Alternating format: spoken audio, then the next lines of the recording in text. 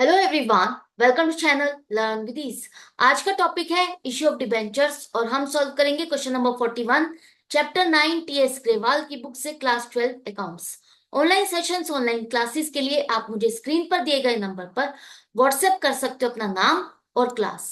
अगर आप टीएस ग्रेवाल के साथ साथ डीके गोयल बुक को फॉलो कर रहे हो तो चैनल की प्लेलिस्ट को क्लिक करो, आपको न्यू एडिशन के सॉल्यूशंस अपलोडेड मिलेंगे। साथ में ही कम्युनिटी सेक्शन में एमसीक्यूज मिलेंगे क्विज की फॉर्मेट में और एमसीक्यूज के सॉल्यूशंस शॉर्ट्स में। तो बहुत कुछ है चैनल पर, विजिट द चैनल। अच्छा लगे तो शेयर और सब्सक्राइब जरूर करना। क्वेश्चन में कहा है कि अगम लिमिटेड ने 40,000 डिबेंचर्स इशू किए, ऑफर किए 1 अप्रैल 2023 को। अब ये जो डिबेंचर है इसकी फेस वैल्यू है 100 रुपीज, जिसे हमने 10% डिस्काउंट पर इशू किया। इसका क्या मतलब है? 10%, 100 रुपीज का 10 रुपीज आप डिस्काउंट दे रहे हो। जिसे ये डिबेंचर खरीदना है उसे 100 रुपीज नहीं, अब 100 - 10 90 रुपीज पे करके वो डिबेंचर खरीद सकता है। 90 रुपीज के हिसाब से कंपनी को पेमेंट रिसीव हुई। Redeemable at a premium of 10%, मतलब रीपेमेंट जो आपको करनी है वो 10% प्रीमियम पर करनी है। अब जो रीपेमेंट करनी है वो आपको 100 का 10%, 10 रुपीज एक्स्ट्रा पे करना है। आपने लिए तो 90 रुपीज के हिसाब से है पेमेंट, बट आपको जब पेमेंट करनी है, लोन है तो रीपेमेंट करोगे आप, और रीपेमेंट करते हुए आपको 110 रुपीज देने हैं। 90 की जगह 110 रुपीज पे करोगे तो सीधा सीधा 20 रुपीज का कंपनी को नुकसान। अब आपको लोन पर इंटरेस्ट भी देना होगा। डिबेंचर लोन है, इंटरेस्ट देना होगा। रेट ऑफ इंटरेस्ट क्या क्वेश्चन में कहीं मेंशन है? क्वेश्चन में यहाँ जो नाम लिखा है डिबेंचर का, इससे पहले ये 9% क्यों लिखा है? ये जो 9% लिखा है यही इसका रेट ऑफ इंटरेस्ट है। और रेट ऑफ इंटरेस्ट ये पर एनम है। पूरे साल का रेट ऑफ इंटरेस्ट आपको इसी हिसाब से लगाना है। मान लेते हैं कि कंपनी एवरी 6 मंथ्स में इंटरेस्ट की पेमेंट करती है, 30 सितंबर और 31 मार्च, 31 मार्च।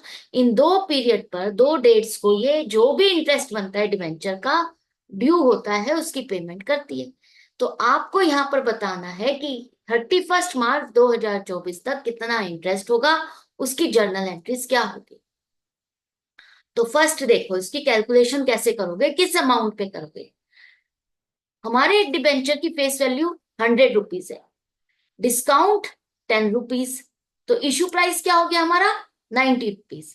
जिसे खरीदना है डिबेंचर 90 रुपीज में खरीद सकता है।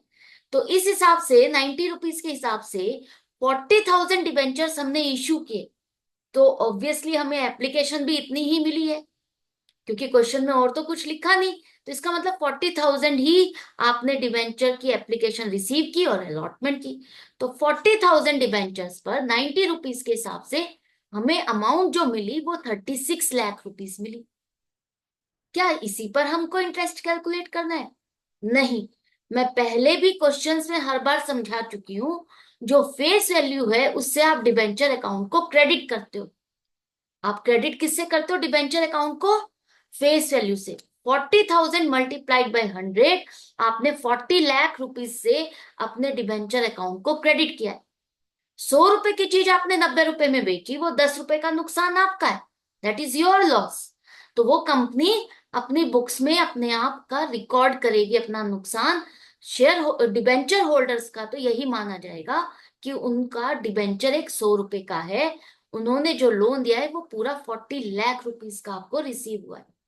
तो लोन हमारा 40 लाख रुपीज है, 36 लाख नहीं। इंटरेस्ट कैलकुलेट किया जाएगा 40 लाख पर। अब पहली पेमेंट हम 30 सितंबर को दे रहे हैं, तो 30 सितंबर तक आपका पीरियड बनता है 1 अप्रैल 2023 से 30 सितंबर 2023 तक। 1 अप्रैल 2023 टू 30 सितंबर 2023, 6 मंथ्स होते हैं। तो 6 मंथ्स का इंटरेस्ट क्या बनेगा? 40 लाख पर 9%, पूरे साल का तो बन गया 3,60,000 और 6 मंथ्स का 1,80,000। तो ये डिबेंचर पर इंटरेस्ट आप दे रहे हो 1,80,000। तो सिर्फ इंटरेस्ट की एंट्रीज पूछा है तो हम वही करेंगे। कौन सी डेट को? 30 सितंबर को आपको देनी है, तो इस डेट को आप एंट्री करो। इंटरेस्ट, इंटरेस्ट ऑन डिबेंचर क्या है? आपके लिए खर्चा है, नुकसान है। तो इंटरेस्ट ऑन डिबेंचर अकाउंट को डेबिट करो 1,80,000 से। किसको पे करना है आपको? टू डिबेंचर होल्डर्स को। तो टू डिबेंचर होल्डर्स अकाउंट को क्रेडिट करो कि हमें ये खर्चा देना है, ये इंटरेस्ट जो देना है वो डिबेंचर होल्डर्स को देना है। इंटरेस्ट ऑन डिबेंचर्स आपका खर्चा है। खर्चा है तो हम इसे रिकॉर्ड करेंगे, डेबिट करेंगे। और ये किसको देना है? हमें डिबेंचर होल्डर्स को। जैसे हमें कोई भी खर्चा करते हैं, कोई भी सेल या परचेज करते हैं, तो क्या करते हैं? परचेज अकाउंट डेबिट, जिससे सामान खरीदा उसको हम एज अ क्रेडिटर शो करते हैं अगर आपने उसकी पेमेंट नहीं की। या किसी को सैलरी पे करनी है तो salary account debit to salary payable. हम वहां हम एम्प्लॉय का नाम नहीं लिखते, है ना, टू सैलरी पेबल लिखते हैं और उसके बाद उसकी पेमेंट कर देते हैं। यही करते हैं ना। तो interest on debentures account debit करो टू डिबेंचर होल्डर्स की इतना पैसा हमको एज इंटरेस्ट इनको देना है। अब इसकी हम पेमेंट भी कर देंगे क्योंकि हाफ ईयरली है, तो definitely with in the year आप इसकी पेमेंट कर देते हो, उसी साल में आप इसकी पेमेंट कर देते हो। तो डिबेंचर होल्डर्स अकाउंट डेबिट 1,80,000, इनका अकाउंट क्लियर हो गया। हमने पेमेंट कर दी तो क्रेडिट से डेबिट हो जाएगा ये अकाउंट। और पेमेंट कर रहे हैं तो आप जाकर के कैश में नहीं बांटते हो। डिबेंचर होल्डर कोई कहीं का है, कोई कहीं है, इंडिया में अलग अलग जगह से लोगों ने अप्लाई किया होगा आपकी कंपनी में। जरूरी नहीं है जिस जगह पर आप रहते हो, जिस प्लेस से आप हो, उसी प्लेस के ही लोगों ने आपकी कंपनी में इन्वेस्ट किया है। It is not necessary. So people can invest from different parts and different areas of India और द कंट्री और द फ्रॉम अदर कंट्री, जो भी है। तो आपको अलग अलग जगह से मिली है तो पेमेंट आप बैंक से ही करते हो। जो भी आप डिबेंचर शेयर्स पर डिविडेंड देना है वो सारा पैसा आप बैंक के थ्रू करते हो, यहाँ पर कैश बिल्कुल भी नहीं आएगा। तो टू बैंक अकाउंट 1,80,000। ये दो एंट्री क्लियर हो गई, समझ में आ गई। इसके बाद नेक्स्ट एंट्री क्या होगी? यहां पर देखो, यहां पर हमने 40 लाख पर 30 सितंबर तक का तो इंटरेस्ट दे दिया। उसके बाद 1 अक्टूबर से 31 मार्च, 31 मार्च तक नेक्स्ट 6 मंथ्स का वो भी तो इंटरेस्ट देना है, क्योंकि आपने 1 अप्रैल को इशू किया है। तो 1 अप्रैल से 31 मार्च, 1 अप्रैल 2023 से 31 मार्च 2024 पूरा साल का इंटरेस्ट ड्यू हो गया है। पूरे साल का इंटरेस्ट इनको मिलना है। तो हम नेक्स्ट 6 मंथ्स का इंटरेस्ट भी कैलकुलेट करेंगे इसी तरह से 1,80,000। तो पहली एंट्री बनेगी interest on debentures account debit 1,80,000 to debenture holders account 1,80,000। कब एंट्री करोगे आप? 31 मार्च को। 31 मार्च को हम ड्यू की एंट्री डाल रहे हैं कि हमें इतना पैसा पे करना है, क्योंकि हम साल में 2 बार पेमेंट करते हैं। ठीक है, साल में कितनी बार पे करते हैं? 2 बार पे करते हैं। तो उसी हिसाब से इसकी आप एंट्री करोगे 31 मार्च को कि कितना इंटरेस्ट ड्यू हुआ।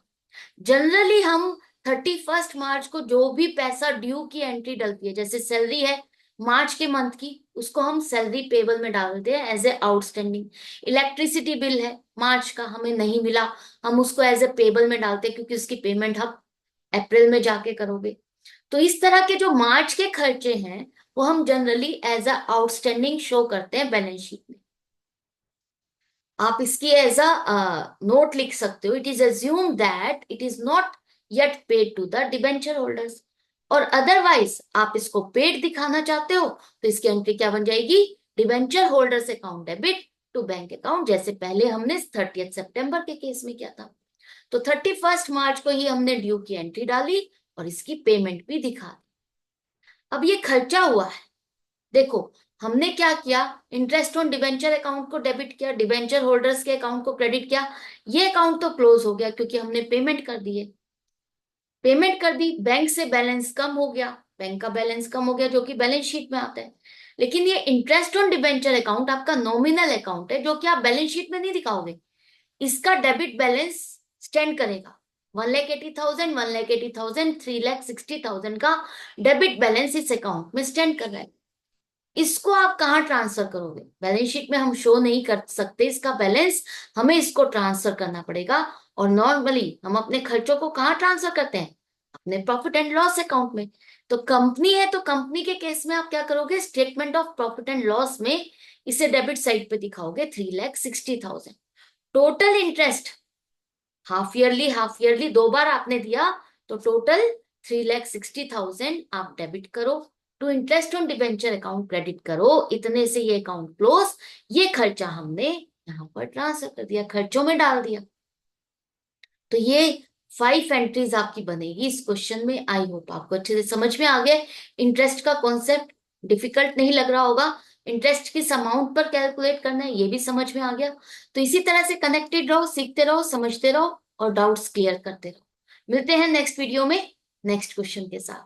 Good bye and take care.